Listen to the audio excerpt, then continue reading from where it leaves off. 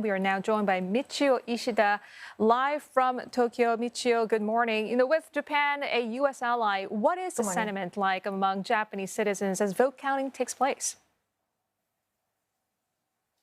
Well, the importance of bilateral ties is shared by many as there's a tension buildup in the region, especially surrounding Japan.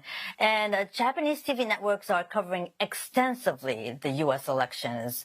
According to the Japanese government survey, 88% of the public poll thinks ties with the U.S. is good, and 87% feel a closeness with the U.S., and 93% think Japan-U.S. ties is important for the Asia-Pacific region.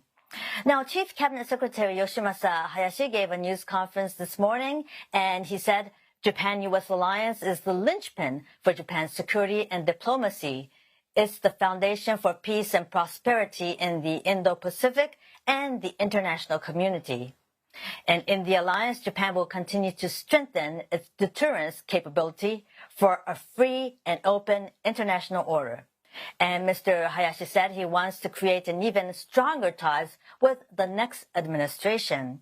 Now, former Prime Minister Fumio Kishida and U.S. President Joe Biden has met numerous times, with the last in September, just days before Mr. Kishida stepped down.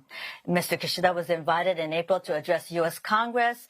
Ties were expanded and deepened. It's not only bilaterally, but also in a number of frameworks. U.S., Japan, Philippines framework was launched this year. A U.S., Japan, South Korea framework was repaired. And there's Quad with Australia and India. So ties have been deepening and transforming. So, Michio, how prepared is the Japanese government for a potential change in U.S. leadership? Well, if Vice President Kamala Harris wins, Japan expects her to succeed Mr. Biden's policy towards Japan and the Asia Pacific.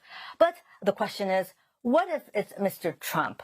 Well, the Japanese government was preparing since last year with in mind Moshi Tora, or an acronym for what if it's Trump. And with that in mind, former Prime Minister Taro Aso, who was then the Liberal Democratic Party's vice president, visited Mr. Trump in New York in April and met for an hour. And according to reports, they discussed the importance of the alliance and regional issues such as China and North Korea. And Mr. Aso is reported to have explained Japan's increased defense spending. Now, Mr. Trump is reported to have given his backing. If you recall, in 2022, Mr. Kishida decided to raise Japan's defense budget from 1% of its GDP to 2% in 5 years. However, there is concern Mr. Trump might pressure Japan to spend more on defense by arguing the huge U.S. presence in Japan to defend Japan, as Japan is governed by a pacifist constitution and it cannot go to war. Now, also on the back of the mind of the government and analysts here is, if Mr. Trump wins, can Japan's new prime minister be able to form close ties, which Mr. Shinzo Abe had when he was prime minister? Now, Mr. Abe was able to talk to Mr. Trump into preventing a disastrous trade deal and to support his free and open Indo-Pacific concept. And at that time, it was Mr. Trump's first term in office. Mr. Abe's former close aide said Mr. Trump actually sought veteran Prime Minister Abe's advice. Now, Japan has a new Prime Minister, Shigeru Ishiba, who has weakened his position with his LDP losing a majority in the lower house in the recent general election. So how will the Trump-Ishiba tie pan out if Mr. Trump is elected? That's a big question here. Indeed, Asian allies looking very closely at this very tight race. Michio Ishida, thank you very much for that.